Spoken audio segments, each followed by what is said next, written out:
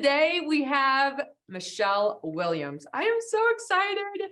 She is a famous singer, as I'm sure you all know. She's been an actress. Most recently, she wrote a fantastic book that we're going to talk about today. And I don't know, here she is. So say hello. Hello, everyone. Jenn, thank you so much for having me. I have two favorite people, an old trainer of mine, physical trainer, Jenn Hogue, and then a co-pastor from my hometown, Rockford, Illinois, Jennifer DeWert.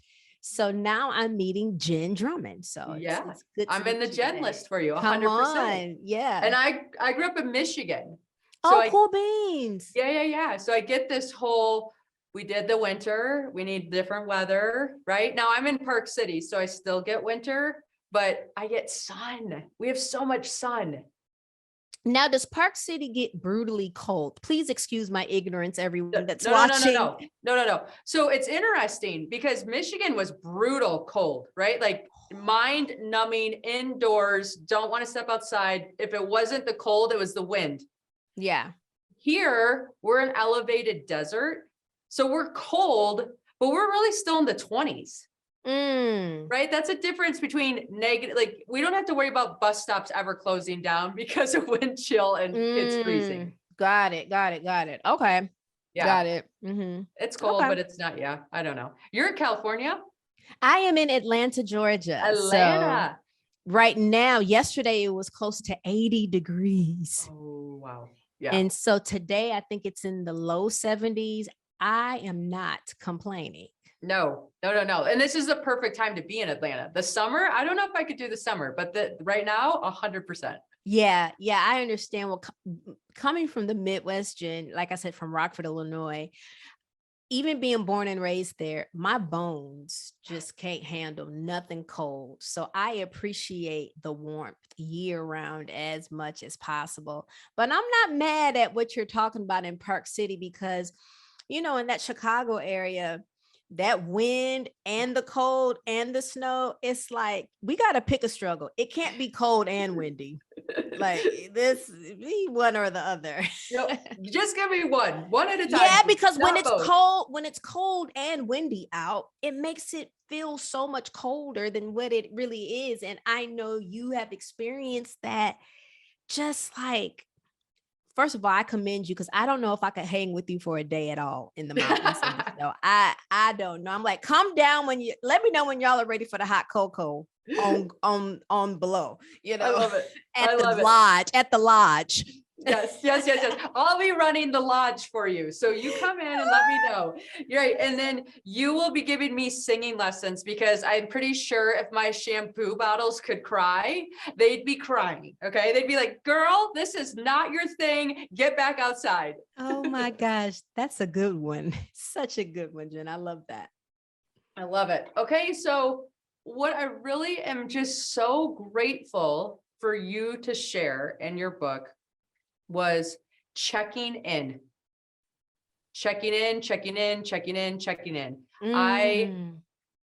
have to do it all the time because it makes us our best selves. And when we don't do it, we get off track, we get off course and start making up crazy stories that we believe. Absolutely. And not only that, not for a second can you feel that just because you're doing okay, you can get off of your cycle and rhythm of checking in. It's like when you're training for something, one day of not training can almost set you back. But we think, oh, I worked out yesterday. Yeah, I'll do some lunges before I go to bed. Right. And you might not feel the difference, but I don't know. I say this because I'm experiencing this right now. Like I can't be a hypocrite. So, I do this whole with checking in. There are 3 pillars. Okay. Checking in with myself, checking in with others, and checking in with God. Yep. But traveling, working, been filming like crazy. And sometimes I don't feel like checking in. I'm tired. Check in. Let me check in with these sheets and the pillow, right? Right. But I notice a difference.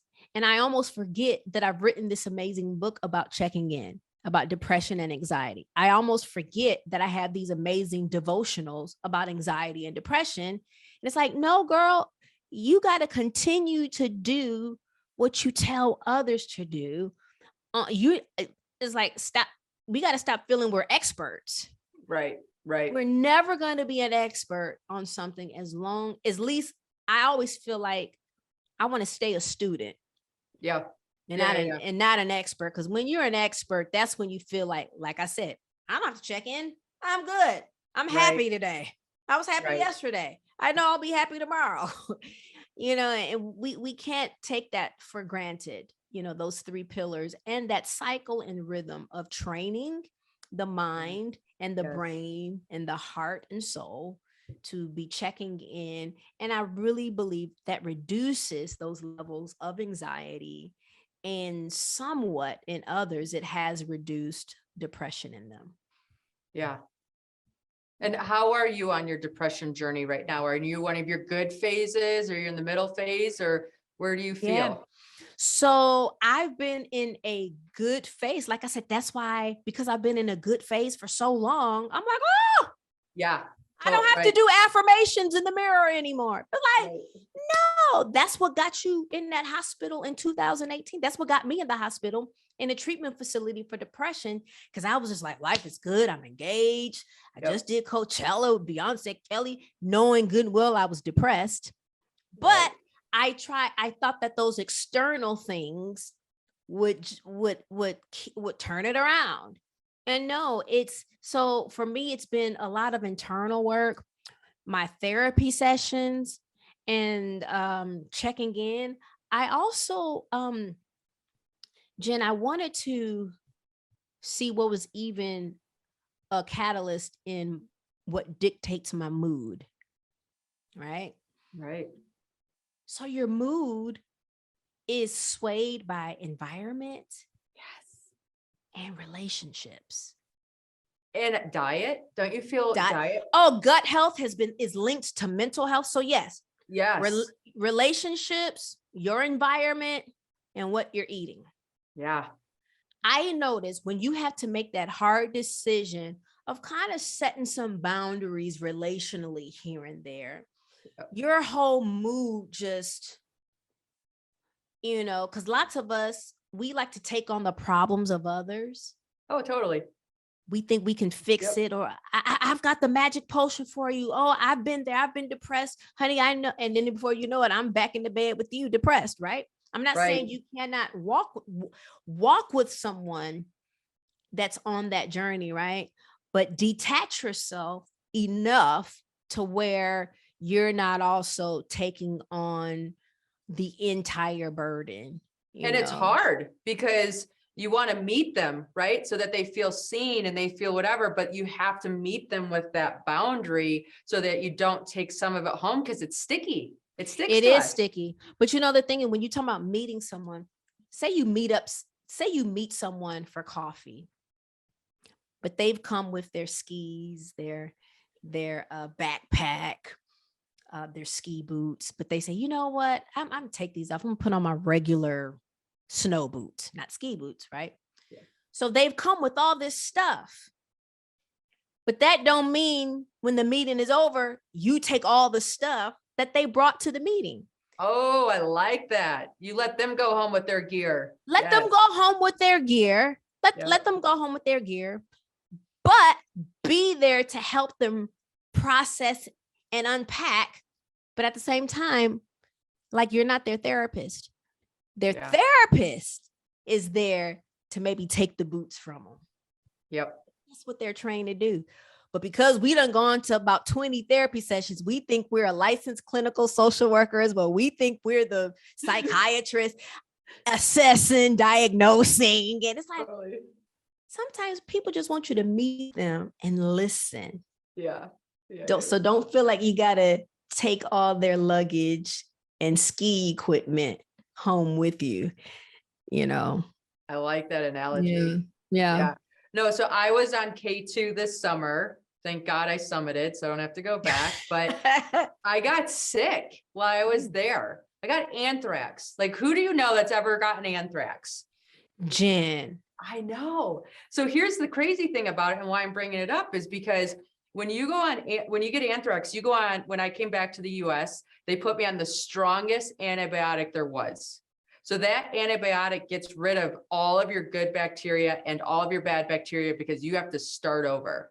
So when you're trying to build that good bacteria up, your system's off. And I have been one of those people that really doesn't suffer from depression. I'm really lucky like that. However, this fall has been my hardest fall ever.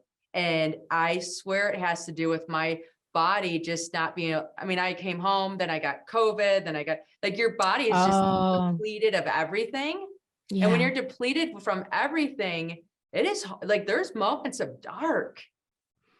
And then I realized like how important I needed to eat, because I had to build all of that back up again and have a healthy biome to be able to operate from. And I equate it to, oh, wow, when your systems ran to E, which on the outside, I looked fine, right? On the outside, I was fine, but on the inside, I was not okay because my stomach wasn't okay. So then everything else wasn't working.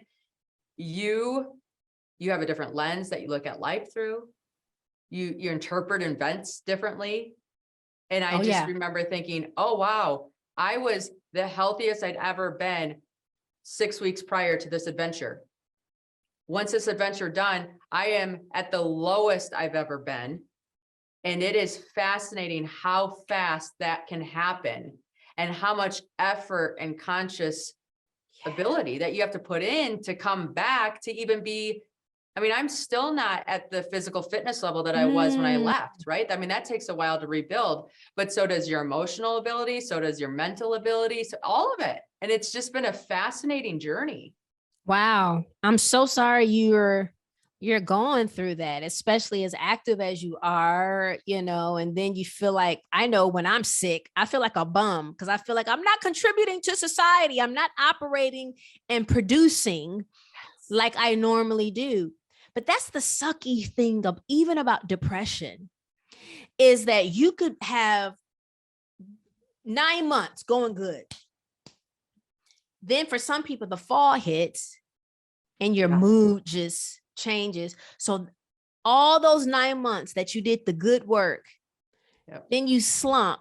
And then it takes 6 weeks or more to get back to how you were feeling. And that's encouraging for people, Jenn, to know that whether you're having a physical illness or a mental illness, that it does take time to get back on track and that it's not your fault. Right. You know what I mean? Because life will life. People will people. Okay. And so just know that it is not your fault. Now, because I know that, I really try my best to brace myself for it. Not that I walk around looking at everybody like you're capable of hurting me, or you're not a safe person. It's just that I don't want to go back to that phase of like being in the bed, not being able to wash up and brush your teeth, and just day after day, life is passing you by. Depression sucks, man. It's a thief because it does rob you of joy. It does rob you of productivity. It robs you of relationships and opportunities, just like what you're going through. Yeah. And it's funny because you feel terrible, right? So I had to do this thing. So I felt in the morning, when you're on a mountain brushing your teeth, you have no mirror. So you just brush your teeth and you're looking at the amazing world. And you're just like, wow, God made this place. This is fascinating that we have such extreme, beautiful environments all over the world. And then you come home and you're feeling sick. And then you're looking in a mirror and you're brushing your teeth. And then you pick yourself apart. I mean, I was like, look at my hair. Why did I pick that outfit? What am I doing? Blah, blah, blah, blah, blah, blah, blah. And then finally one morning I said, wow, stop. Like this is wait a minute, like this is not okay. So now when I brush my teeth for the 2 minutes that you're supposed to be brushing your teeth, the whole time I'm only allowed to say positive things. I'm only allowed to say positive affirmations or things I'm grateful for or what I hope to have happen, because it's these little teeny tiny moments that can sneak into our lives and just rob us of joy. And it's like, would I want my child to look in the mirror and be saying negative stuff about her before she goes to school and it tackles the day?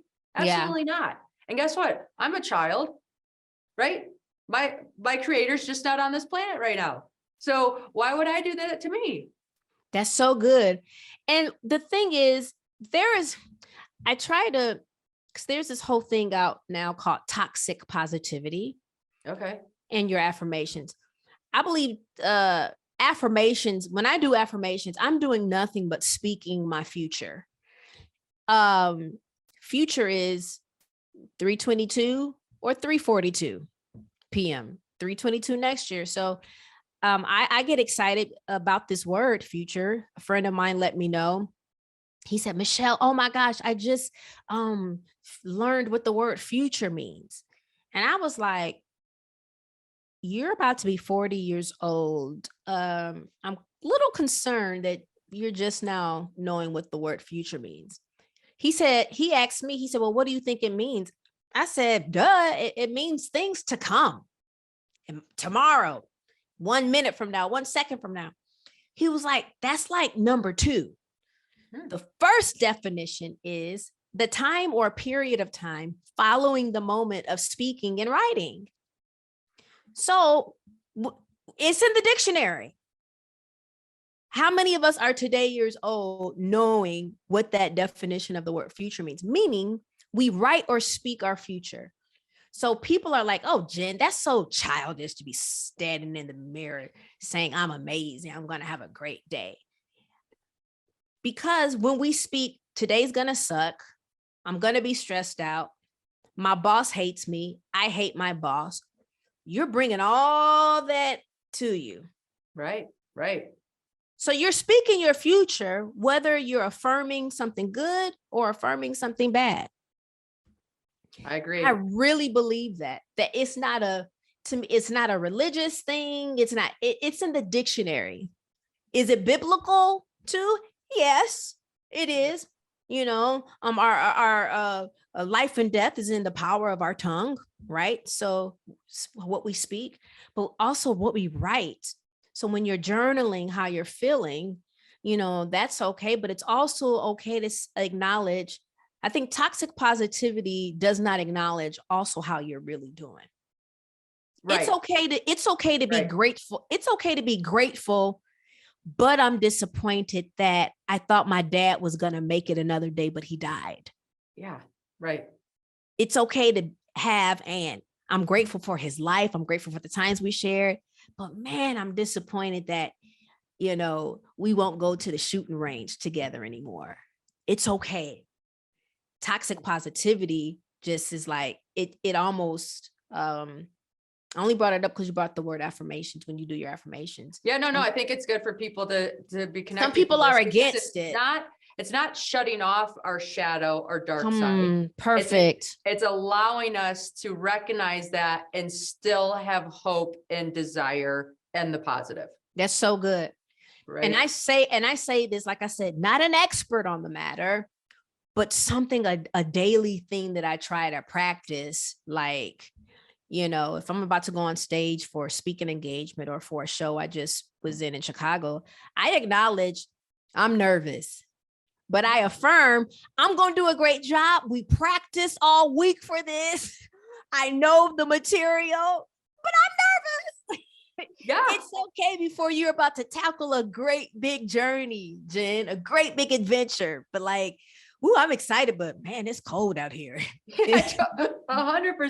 I mean, they're both facts. They're both facts. They're both true. And it's just one gives you an opportunity of where you want to go. Right. And one of us is acknowledging where you are. And a lot of times we're faced with both feelings in all things we do.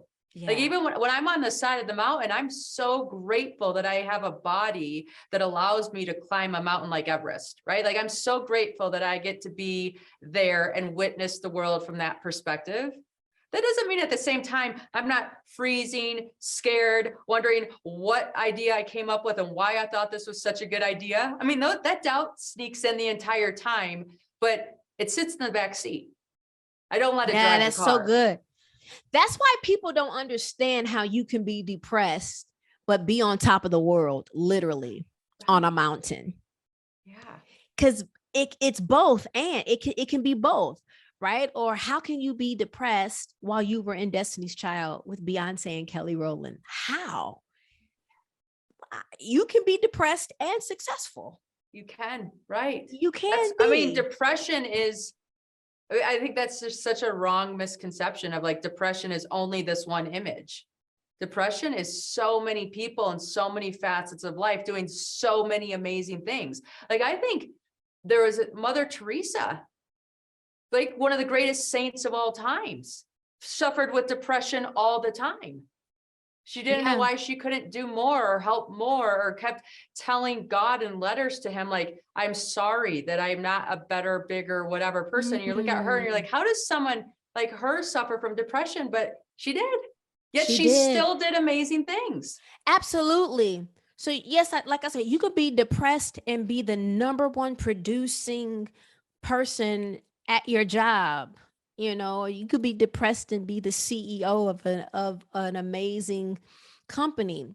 Depression is not a socioeconomic thing either. A lot of people are like, well, you're rich, you shouldn't be depressed. Or if I had your money, or if I had your platform, blah, blah, blah, blah. Like, it does, depression does not discriminate. It hits every zip code, every area code.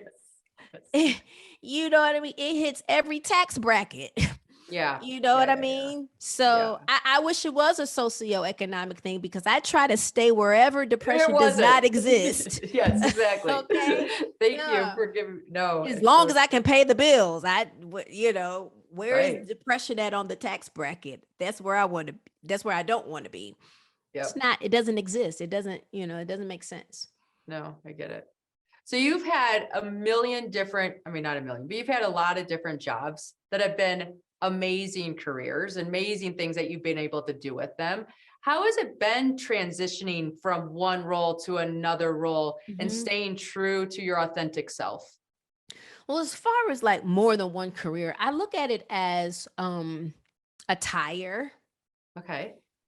The wheel of the tire has different spokes on it, but it's one tire. It's one thing, right? Yep. But I lately, the past 9 years or so, I make sure that it all makes sense. So it keeps it going. It keeps that one unit going. I try to make it all make sense. I still love singing, you know, so if I have an opportunity, I did the anthem at an NFL game the other day. It makes sense. It was also the anniversary of that horrific shooting in Las Vegas. Right. And it was to honor those first responders and those families. And so that was my way to make impact and love on some folks and encourage them to keep going. That's in the scope of mental health. Yeah. But at the same time, I get to sing a little bit, enjoy a hot dog from the stadium. Life can't be more amazing. Right. Being an author, you know, doing things from the heart that I've been doing for years and making it all make sense. Some of my mentors from afar, like Queen Latifah, Jennifer Lopez, even Oprah. Yeah. She just wasn't a talk show host. She's a producer and an author as well. Or Jennifer Lopez is just not an amazing entertainer. She's an actress, producer, entrepreneur. Same with Queen Latifah. I mean, a lot of people don't know that's her doing voiceovers for Pizza Hut. That's awesome. If I'm not mistaken, men might cringe, but I think that's her voice did something for a feminine hygiene product. She's also an actress on The Equalizer every week. You know what I mean? So but it fits them. Yeah. So prayerfully, everything that I do fits me, and it's to encourage people, because I used to be told all the time, you can't do all these things. Stick to one thing. And it's like, there's so much in me to do. We only got one life. Yeah. So a lot of us, we might be looking crazy and unstable as far as our careers are concerned. But if you got the strength to do it, if you got the resources to do it, and you can do it with excellence, I say go for it. Because you don't want to be, what did they say? The master of. Oh, yeah. Jack of all trades and master of none. Exactly. You Yeah. don't want to do that. So I understand when they said to focus on one thing and be great at that one thing, and that one thing that you're great at, you can venture off, Yep. you know, in those things. So I think that's what I've been blessed to do during my career. I have had moments of like, what is she doing? You know, because I've been trying to figure it out. And I'm going to be continuing to figure things out once I start growing and getting exposed to different things. Right. Well, we Yeah. evolved, and I think limiting us to one role. I mean, I ran a business and I was a stay-at-home mom, which I thought my dream would be a stay-at-home mom. And then I got to that position and I was like looking around, is this what this is about? Are we sure this is what stay-at-home mom is? And I just remember thinking, I felt bad because I thought I arrived and I got there and it just wasn't my best me.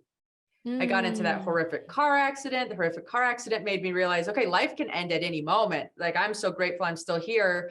Since I was saved, I'm going to get back to me and my kids. Right? Yeah. What year was that again? So I got in a horrific car accident in December 18 to 2018. Wow. And like, they rebuilt the accident 50 different times.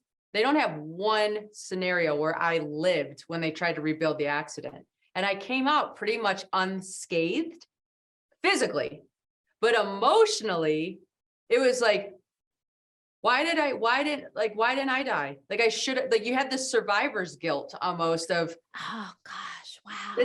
This doesn't make sense. Yeah. Like, but then you're like, okay, well, that's a story, right? I can live with that story. Or I can say another possible story is I was saved because there's so much more for me to do here. Absolutely. Right.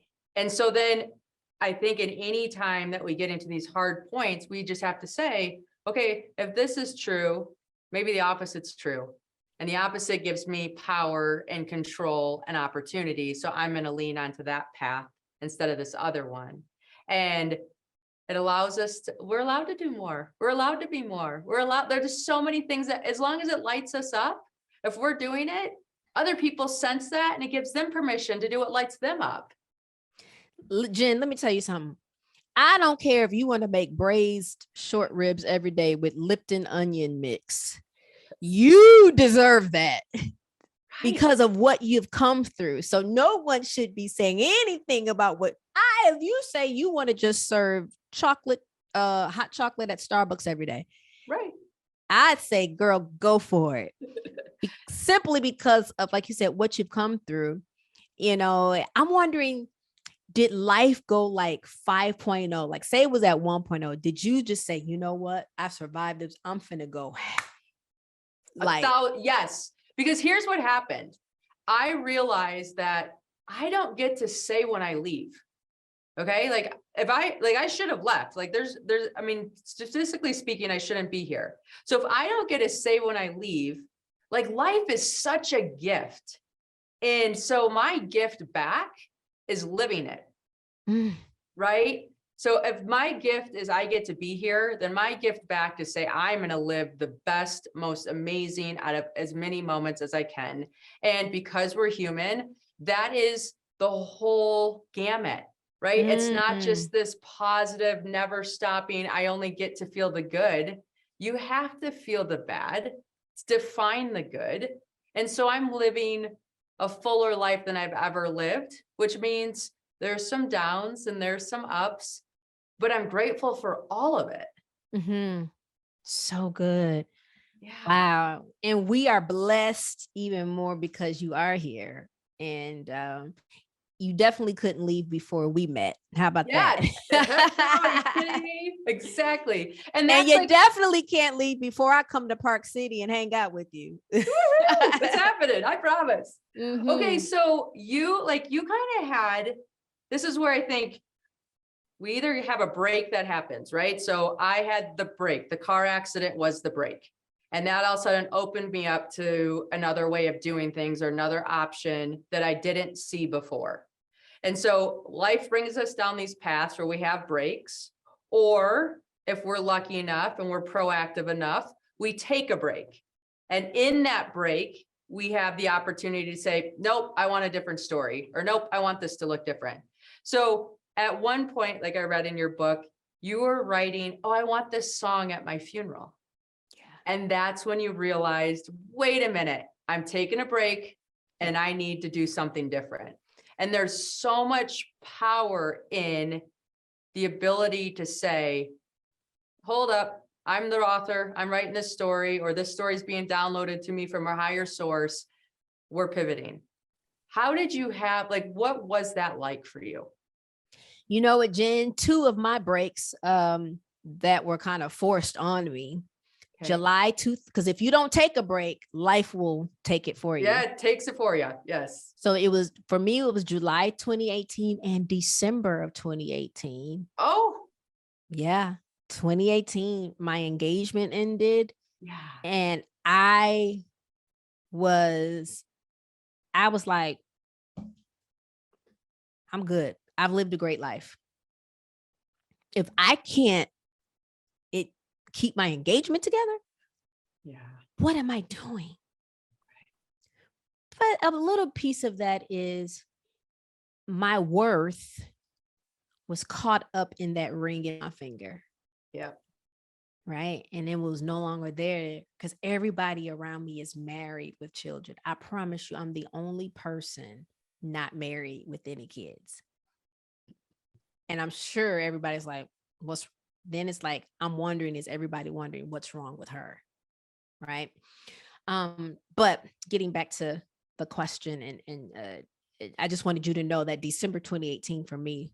Yeah, we both had a rough December. We had a rough December. So in 2019, I decided I'm going to take a break. I worked 4 times because those 4 things were scheduled in 2018. Okay. Yep. So I was like, you know what? I'm going to do it. And I'm sure my accountants were like, we're so glad you're taking time to build yourself up again. But money is still going out. We want to make sure something is coming in. So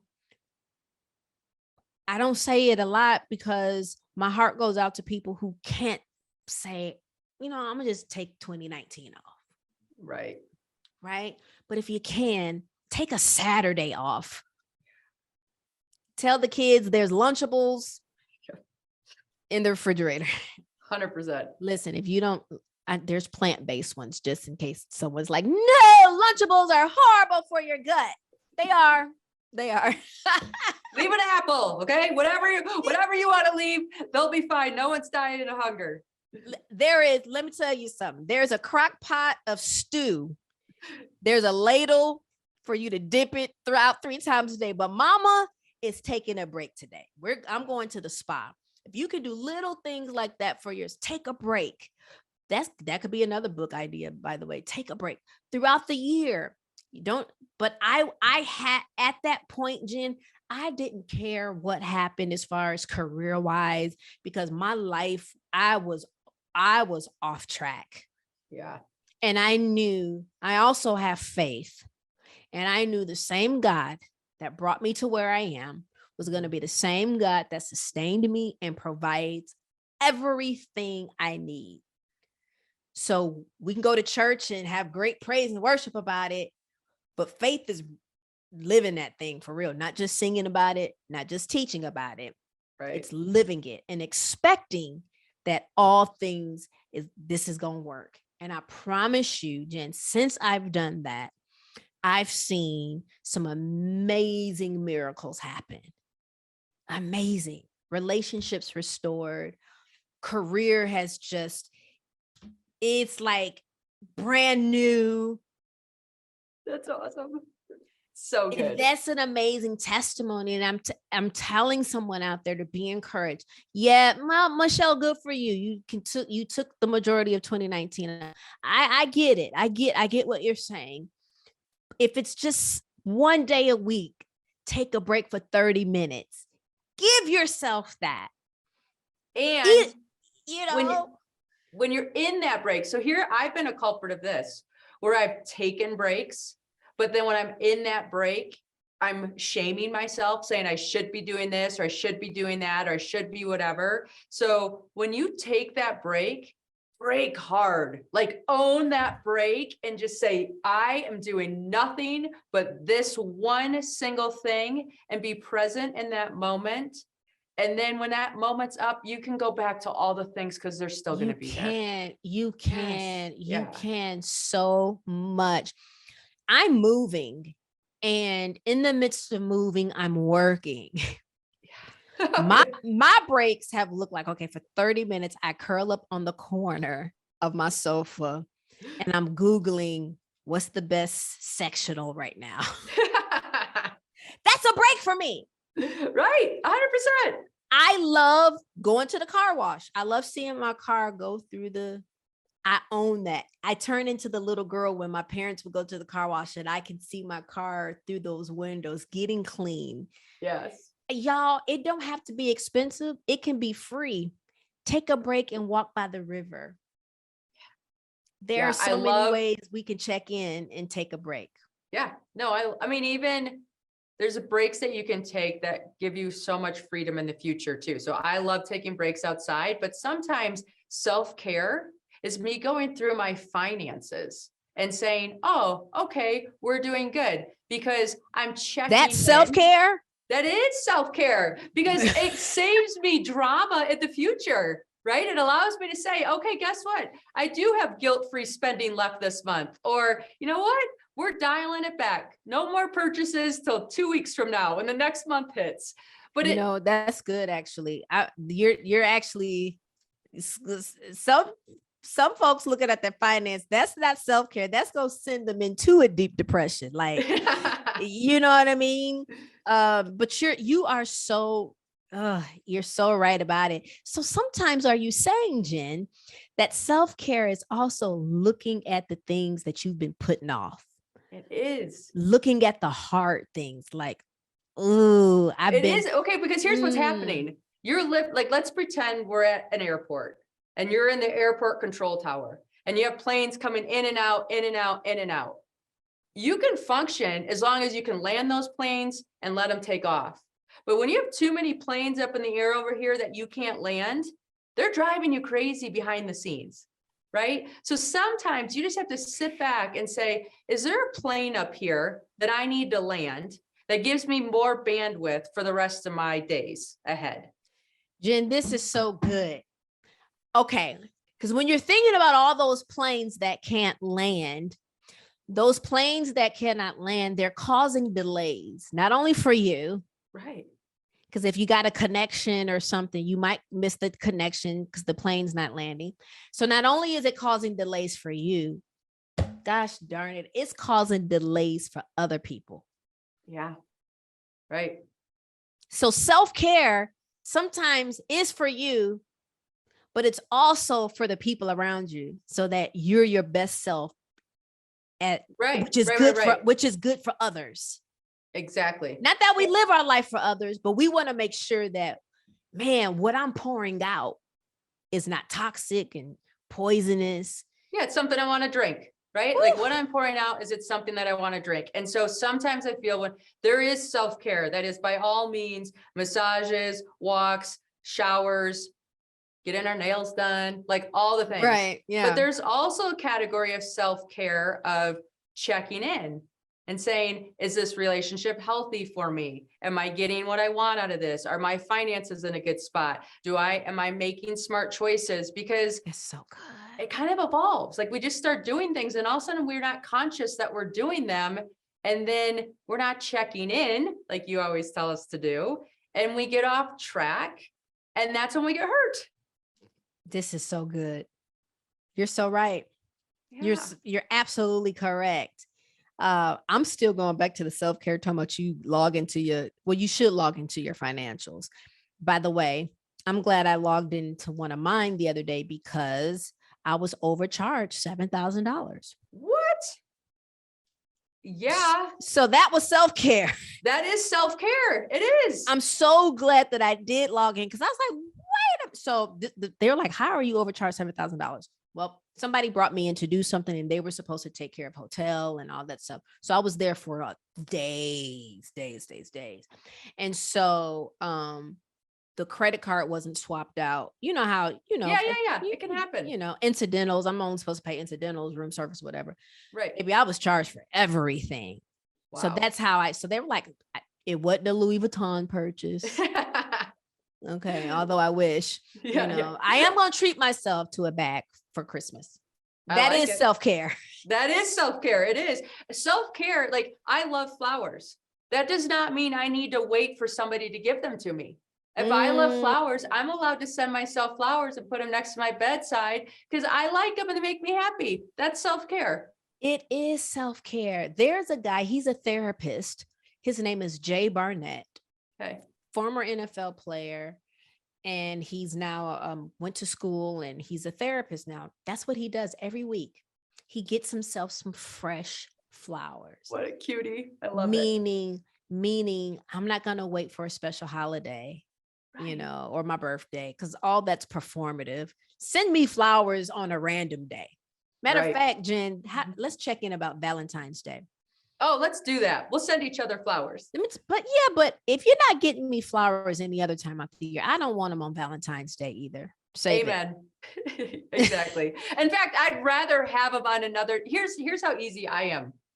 If you were in the airport and you found a purple pen that fell on a floor and you knew that I liked the purple pen and you brought it to me and you gave it to me, I would take that over flowers all day long. It's something thoughtful. And you're right, Jen. And all the men, I know you're going to huff and puff at this. The reason why I have that attitude about Valentine's Day is because one year I was in my hometown of Rockford, Illinois. It was Valentine's Day. And I believe I was going to get packages for my parents, right? And all these men were in here at the last minute. Yes, exactly. So your floral arrangements are not that great at the last minute. So I'm like, you know what? If you were purchasing flowers for your loved one throughout the year, today wouldn't be such a crazy day for you. Exactly. And you know that Valentine's Day comes around every year on the same day. So why are you going at the last minute to get flowers? That's just, I'm checking in.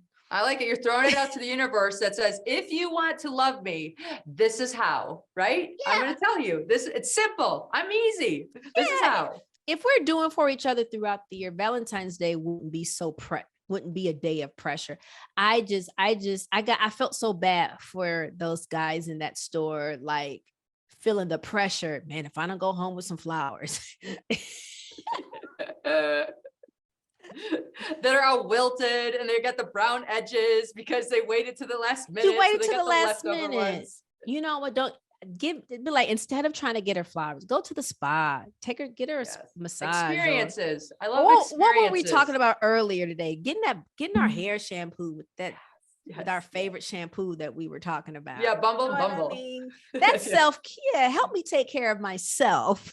Which, if anybody's listening, my favorite things is blowouts. I love when someone does my hair. It's so wonderful. Isn't that amazing? Yes. So that's how we can check in and take a break.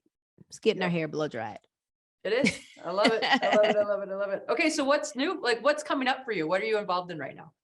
Well, I am so excited. Like I said, I've been doing tons of speaking engagements across this world with the topic of mental health. I'm speaking for organizations that I never thought that I'd be speaking for, and that they entrust me with my message to take to their platform and talk about it. And I'm starting another book and, things like that. And I feel like my purpose was found even in that time off, or maybe I finally accepted it, because life can go bonkers as well when you're not living and walking and working in your true calling. Oh, yes. calling, it don't mean a faith-based work, Right, right? right. Your calling could be, you are a great hairstylist. It's people just feel different when they're sitting in that person's chair getting their hair done, right? Are you working and operating in your calling? Well, Michelle, Jen, I don't know what my calling is. I don't know what my purpose is. Sometimes it can be found in what agitates you the most, because you feel like you are the answer to the problem. You're the answer to what agitates you. I would start there. If you're going to somewhere and you're like, man, if they only could do this, well, you do it. Yeah. Before you know it, you are impacting tons of people because you decided to fulfill and walk in your purpose and calling. Well, and I think what we need to understand is we all see things differently. Right. So when I first moved to Utah, my mom came to visit and I was looking at all the mountain ranges. I mean, you step out of Costco and it looks like a backdrop to a movie. There's mountains everywhere. And I remember looking at those mountains thinking, oh, I wonder what one I'm going to climb first. They're all whispering my name and I'm like so excited to see them. And I talked to my mom and I'm like, Mom, like, aren't they gorgeous? She's like, there's not one thing about any one of those mountains that's telling me anything except I'm glad you're there. I'm not climbing you. And I'm like, fair enough. She's an interior designer. She thinks like bookshelves whisper to her and she likes to decorate bookshelves, right? And I love that about her. And here's the thing. What I see and what you see and what she sees are entirely different things because we have different callings. We have different things that light us up or that disturb us or that bother us. So that's what you lean into. That's what you go towards because it's unique to you. Isn't it so awesome that you and your mom, you're influencing and impacting people in two different ways, two total different worlds, by the way. Yes. You can't, what you gonna put on the mountain design wise? Nothing. No, like I have an empty wall in my house and she's like, that wall's sad. It's lonely. It needs a photo. I'm like, all right, you pick it out. Whatever you want to put there, I'm happy. Oh my gosh. I have to use, like I said, I am moving and it is literally a blank canvas. So I'm gonna say, oh my gosh, these walls are sad. Yes. Okay. I love that. Thanks, Mom. Yep. She's listening. I promise. She listens. Oh, cool. I love it. Yeah. Okay. So are you staying in Atlanta? I am staying in Atlanta. It's been good for me. Yep. I've got some blood relatives here. I've got a couple sets of cousins here and just some people that I've found along the way that are just jewels and gems in my life. And so I'm going to stay here for a while. And Atlanta has one of the biggest airports in the world with tons of nonstops. So if someone needs me, I just get on a plane. Yep. And Utah is a hub for Delta. So nonstop. Oh, we're Delta friends. Yes. I can fly nonstop to where you are. I love it. We're gonna have to think of when the weather's good for you. Otherwise, I'm coming to you. I'll help you move into your new place. Oh my God. Well, you better come. It's in a few days, so you better come soon. Oh my gosh. So much work. All right. Well, how do we follow you? Is it best to follow you on Instagram or Facebook? Like what platform do you like the best? Instagram and Facebook is at Michelle Williams. Yes. You can follow me there and I will have some updates for you soon. 2023, I am changing everything regarding content creation and what I offer because again, it's time out for, because social media is a whole other job, right? It is. It is another job. Yeah. And people like when I'm sharing and I'm transparent. So I'm excited about this next phase and this next calling of purpose. And I'm excited. And to everybody that supports Jenn Drummond, like, thank you so much. Jen, I don't know how you found me, but I'm so glad you did. No, I am. It's amazing. Yeah. So, all right. Well, thank you for your time. We're in touch in the future, my friend. I'm holding you to a visit. We'll go. Yes, ma'am. Okay, dear heart. I'll see you later. Bye, everyone. All right. Thank you. Bye.